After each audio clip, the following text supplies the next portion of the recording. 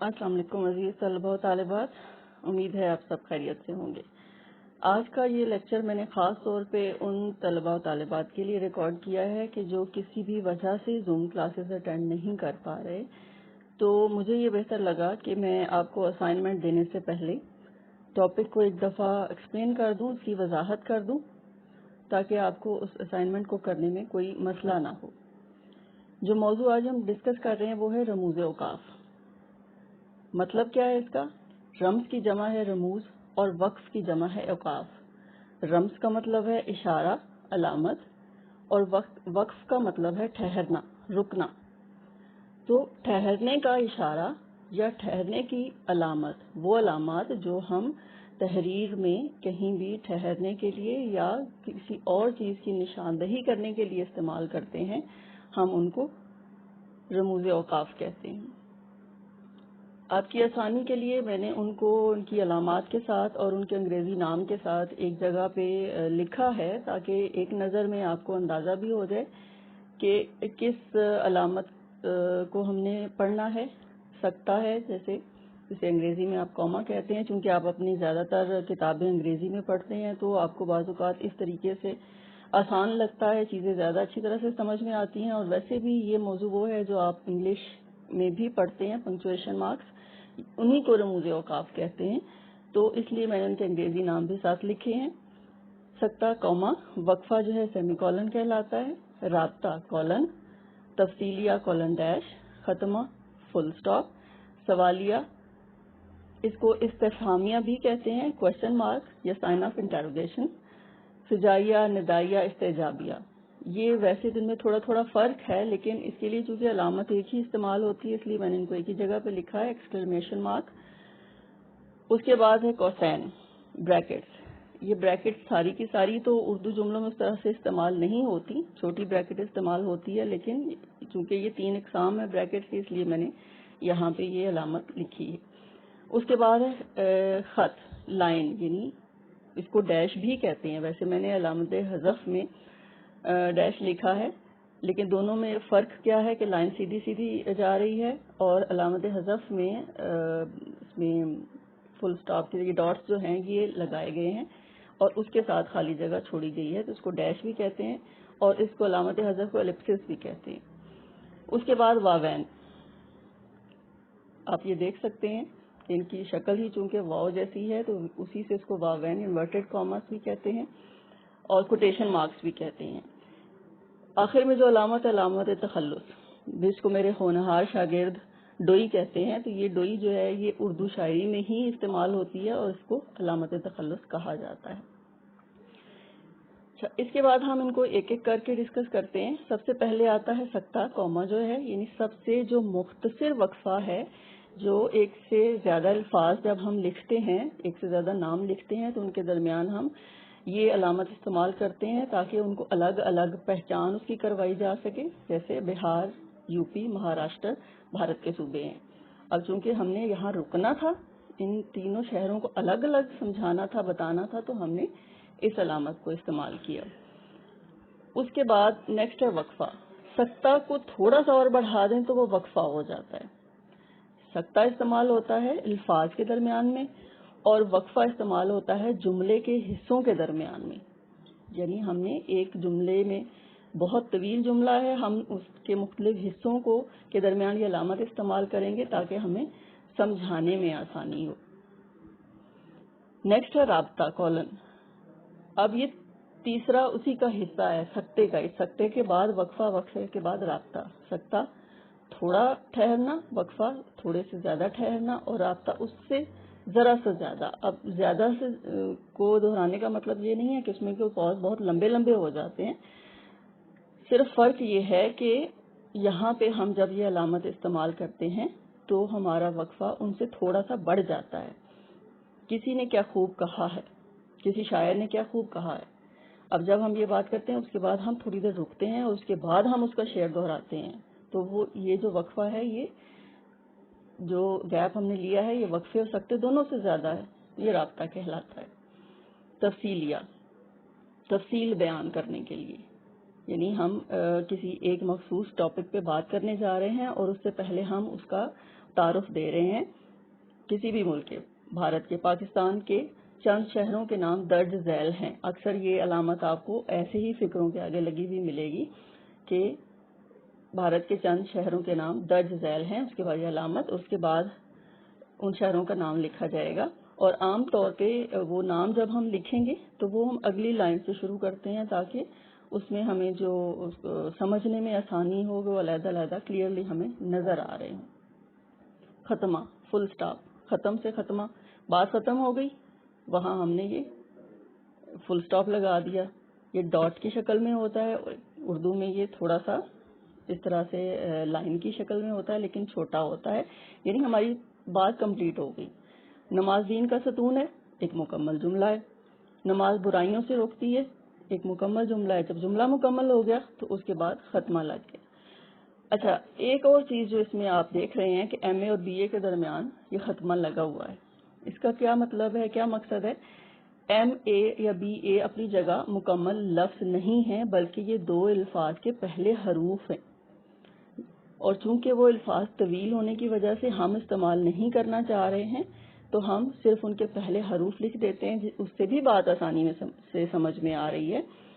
M A masters of arts, تو ہم صرف ایم اور اے لکھ دیتے ہیں، بی اور اے لکھ دیتے ہیں تو ہمیں سمجھ میں آ جاتا ہے. ان کے درمیان یہ اس ختمے کا استعمال ہوتا ہے جو نشاندہی کرتا ہے کہ یہ ایک مکمل لفظ کا پہلا حرف ہے.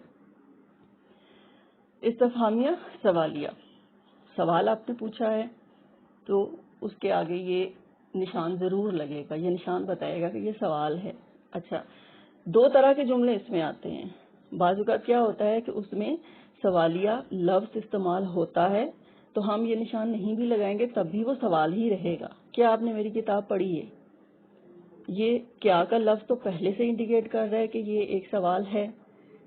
ہم نے اس کی مزید مکمل کرنے کے لیے اس کے آگے یہ کوشچن مارک لگا دیا. لیکن بعض اوقات کیا ہوتا ہے کہ ایسے جملے بھی ہوتے ہیں کہ جہاں استفہامیہ الفاظ استعمال نہیں ہوتے، ان کے آگے بھی جب ہم یہ علامت لگا دیتے ہیں تو وہ سادہ جملہ بھی سوال میں بدل جاتا ہے. مثال کے طور پر، آپ کھانا کھائیں گے. اب یہ ایک سادہ جملہ ہے جس میں لگ یوں رہا ہے کہ جیسے کسی کو بتایا جا رہا ہے کہ اب آپ نے کھانا کھانا ہے، لیکن جب اسی جملے کے آخر میں ہم استفہامیہ لگا دیں گے، کوشچن مارک لگا دیں گے تو یہ جملہ سوال بن جائے گا. آپ کھانا کھائیں گے، تو یہ استفہامیہ جملہ کہلاتا ہے.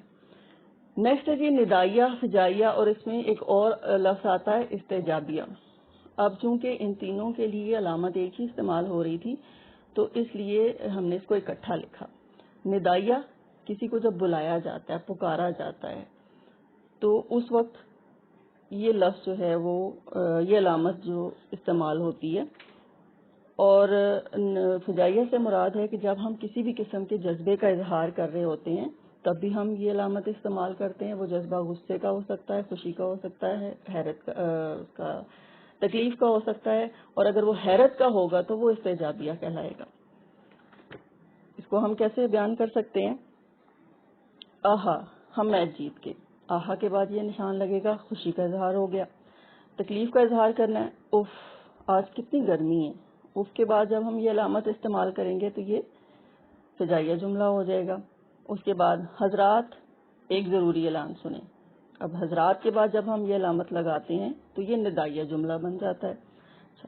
ارے واہ، تم نے تو کمال کر دیا. ارے واہ کے بعد ہم یہی علامت لگاتے ہیں تو یہ جملہ استجابیہ جملہ کہلائے گا. کوسین یعنی بریکٹس، جملہ معترضہ کے لیے بریکٹ استعمال ہوتی ہے. اب جملہ معترضہ کیا ہے؟ کسی بھی جملے کے درمیان اس کی مزید جب تفصیل بیان کی جاتی ہے جس کا اصل جملے پہ کوئی اس کے ساتھ بہت زیادہ تعلق نہیں ہوتا یا وہ بہت زیادہ ضرورت نہیں ہوتی، لیکن ہم اس جملے کی مزید تفصیل بیان کرنے کے لیے یا وضاحت بیان کرنے کے لیے ہم کچھ اور اضافی الفاظ لکھتے ہیں تو وہ لفظ معترضہ یا جملہ معترضہ کہلاتے ہیں. جیسے اس مثال میں لکھا ہے، میرے دادا اللہ ان کی مغفرت کرے بڑے وقت کے پابند تھے. اب آپ یہ دیکھیں کہ ان بریکٹ والے الفاظ کو آپ نکالیں گے، جملہ پھر بھی مکمل ہے، لیکن یہ الفاظ جو بریکٹ کے اندر ہم نے لکھے ہیں یہ اس کی مزید وضاحت کر رہے ہیں کہ دادا جان وفات پا چکے ہیں، یا پھر عام بول چال میں جب ہم گفتگو کرتے ہیں تو ہم کہتے ہیں کہ وہ جو علی نہیں تھا، وہ جو میرا کلاس فیلو تھا، وہ امریکہ چلا گیا ہے۔ اب وہ جو میرا کلاس فیلو تھا، اس کو ہم بریکٹ میں کر دیتے ہیں تو وہ جملہ معترضہ کہلائے گا، اور یہ بریکٹ پھر وہاں پہ استعمال ہوں گی، کیونکہ یہ جو الفاظ ہیں کہ جو میرا کلاس فیلو تھا، یہ اس بات کی مزید وضاحت کے لیے آپ نے بولا تھا۔ نیکسٹ ہے جی خط، لائن، ڈیش بھی آپ اس کو کہتے ہیں۔ اچھا، بریکٹس اور لائن مقصد دونوں کا ایک ہی ہے، یعنی آپ اگر لائن لگا دیتے ہیں تو تب بھی وہ وہی کام کرے گی جو بریکٹس کر رہے تھے، یعنی جملہ معترضہ کو ہی واضح کرنے کے لیے۔ جیسے ہم قائد اعظم کے حوالے سے کچھ لکھنا چاہ رہے ہیں، ہم نے لکھا قائد اعظم، اس کے بعد ہم نے لائن لگا دی، اور اس کے بعد ایک بہت عظیم رہنما تھے، مدبر رہنما تھے، یہ ہم نے لکھا، تو وہ خط کا اس کی جو علامت ہے وہ جملہ معترضہ کو مزید واضح کر دے گی۔ اگلا ہے علامت حذف، یہ بھی خط سے ملتا جلتا ہے، فرق صرف یہ ہے کہ یہ ڈاٹس کی شکل میں ایک ڈیش ہے، ایک لائن پوری لگائی جاتی ہے۔ آپ بہت زیادہ اس کو دیکھتے ہیں اپنی مشق میں، جب کسی چیپٹر کی مشق آپ کرتے ہیں تو خالی جگہ پر کرنی ہوتی ہے، وہاں پہ یہ ڈیش لگی ہوتی ہے۔ اس کے علاوہ جب آپ کو اقتباس کی تشریح دی جاتی ہے تو وہاں بھی ایک بہت طویل جو پیراگراف ہے اس کو پورا لکھنے کی بجائے اس کا پہلا جملہ اور آخری جملہ لکھ کے درمیان میں یہ علامت حذف یا یہ ڈیش لگا دی جاتی ہے، تو اس سے واضح ہو جاتا ہے کہ ان دونوں جملوں کے درمیان اور بہت سے جملے ہیں اور وہ ان کے علاوہ ہیں، صرف یہی نہیں ہے۔ کوٹیشن مارکس واوین، واو سے واوین، دیکھ سکتے ہیں کہ اس کی جو شکل ہے وہ بھی واو کے جیسی ہی ہے، تو اسی سے اس کو واوین کہا جاتا ہے، کوٹیشن مارکس جو کہلاتے ہیں۔ جب ہم کسی کی کہی ہوئی بات کو دہراتے ہیں تو ہم تب یہ علامت استعمال کرتے ہیں، کسی کا قول۔ مولانا آزاد نے فرمایا بھارت ہمارا ملک ہے، اس کو ہم واوین میں لکھیں گے کیونکہ یہ ان کی کہی ہوئی بات ہے، تو کسی بھی کہی ہوئی بات کو جب ہم دہرائیں گے تو وہاں پہ ہم اس کی بات والا جو جملہ ہے وہ واوین کے درمیان لکھیں گے۔ اب میں نے اوورآل ان کو اس جگہ پہ جمع کر دیا ہے، جیسے کہ آپ اس تصویر میں دیکھ سکتے ہیں۔ تمام رموز اوقاف، ان کی مختصر تعریف، ان کی علامت اور ان کی دو مثالیں، تاکہ آپ کو زیادہ اچھے طریقے سے یہ سمجھ میں آ سکے۔ اس کو آپ بغور پڑھیں، اس کو سمجھیں، اور اس کے بعد میں آپ کو جو اسائنمنٹ دے رہی ہوں یہ آپ ودن اے ویک مکمل کر کے مجھے بھیجیں گے۔